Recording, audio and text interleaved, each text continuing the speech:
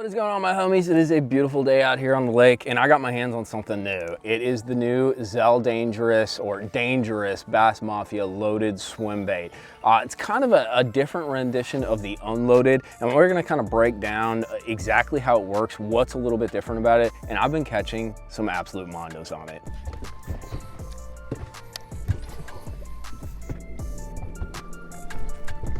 Got her. That's a great freaking big one, dude. Oh God. Oh my God. Oh my God. That's on the new unloaded swim bait, boys. That is a freaking monster bass, dude. Did exactly what it was supposed to do. Right through the nose, slid right off. Dude, that is awesome. Snuggle bopped it, dude. Awesome. Yeah, that's what I thought. That fish is 738, bro. 738 of origin, bro. First off, the most unique aspect to this is that it's a top hook swim bait, and even more so, yeah, look at that magic. It's a line through top hook swim bait. So it's got a super stout, I would say it's like a 5/0 or a 6/0 straight shank hook, just like you'd use for flipping.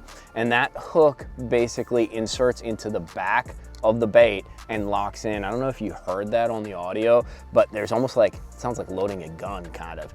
What there is there's a patented magnet system in there, because one of the hardest things with these top hook swim baits is making sure that your hook is always lined up perfectly. And there's a cavity in there that draws this in, and when you hit it just right, that magnet sets it in, and that hook is settled in, perfect kind of line on it so that it's not inhibiting the action of the bait. So that's kind of the main difference. What's cool about a top hook like this is that you're able to fish it over cover. Granted, you know, you throw it into a tree, you let it sink too much, you're gonna hang it, but it has an interesting shimmy because it is the line through in combination with that top hook versus just running like a jig head, like a 1/2 ounce, 3/4 ounce, 3/8 ounce ball, not a ball head, but like your standard kind of darter head swim bait head. What's also kind of interesting too is you get a much different report from a belly on the bottom versus a jig head kind of bouncing on the bottom, and the bait sits more horizontally. And I think that's kind of one of the keys, especially when it comes to ledge fishing and all this forward facing stuff that we're doing. We're a lot of times trying to stall the bait and keep it kind of even. And when you keep tension on this thing, when it dives, it's gonna go nose down, but keeping tension on it, you get a bit of a belly kind of forward shimmy. So it's an interesting bait to throw on forward facing sonar or on some of these ledges. The other nice thing too with this hook sliding out is one of the biggest problems with throwing a big 6-inch swim bait like this is the bait is your worst enemy when you hook a great big one, because they'll be hooked, you'll have that jig head on there, and that jig head and that bait are basically beating against the mouth of the fish, and that leads to unseating that jig head in the fish's mouth, and you end up losing some fish. I've caught a lot of big fish on a standard lead head and a swim bait, but you do lose a lot when you don't get them pinned very well when that swim bait is thrashing around. So what happens when you hook one, and you've probably seen it in some of the big fish videos that I got of it, is that hook slides out, and no longer are you worrying about that bait whacking against the hook trying to knock it out. Not to mention that it's a straight shank hook, dude. There's nothing more bass keeping than a straight shank hook. You know, your offset shank hooks, your worm hooks, you can lose some fish because of that offset. A straight shank is direct pressure. You keep pressure on them and you tow them on in. The other cool thing about this is just the way that it sort of allows you to fish the bottom in a less disturbing manner. When you have that jig head, it's grinding on the bottom, gives you a lot of report. But what I find with this thing is, especially on some of these limestone and shell bars out here, I can kind of just belly roll it very gently along the bottom. And I think it's a little more subtle presentation than that big jig head kind of digging nose down into the bottom. There's a time and place for everything. So this is just a little more subtle. And I do find too on Guntersville, something slightly different but the same is always the key out there. If you can modify your presentation and still show them a swim bait, but do it in a slightly different manner, you'll get more bites and bigger bites. And that's kind of, I think, what this presents. The setup that you need for this, it is a big swim bait. It's a 6-inch swim bait. It's pretty hefty.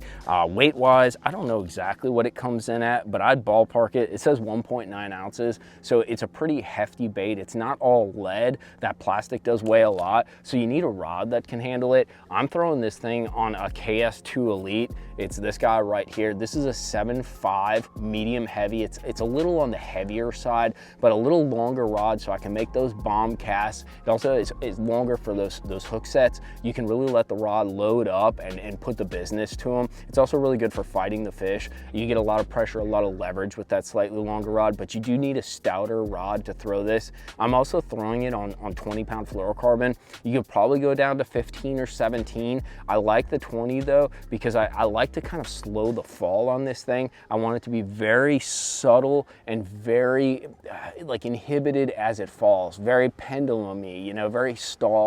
And with that heavier fluorocarbon, I can get sort of a slower falling action, and I also get that heavier pound test that gives me a lot more comfort when I'm hooking some of these big fish.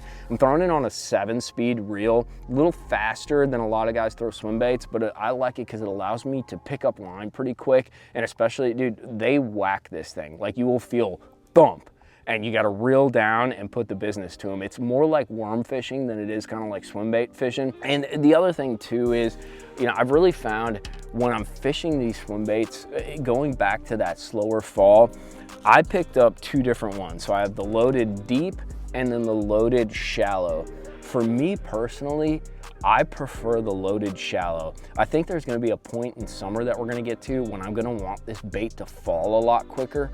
But as of right now, I'm fishing anywhere from 10, 12, down to like 15, even 20 feet. So pretty decent depth, not crazy deep.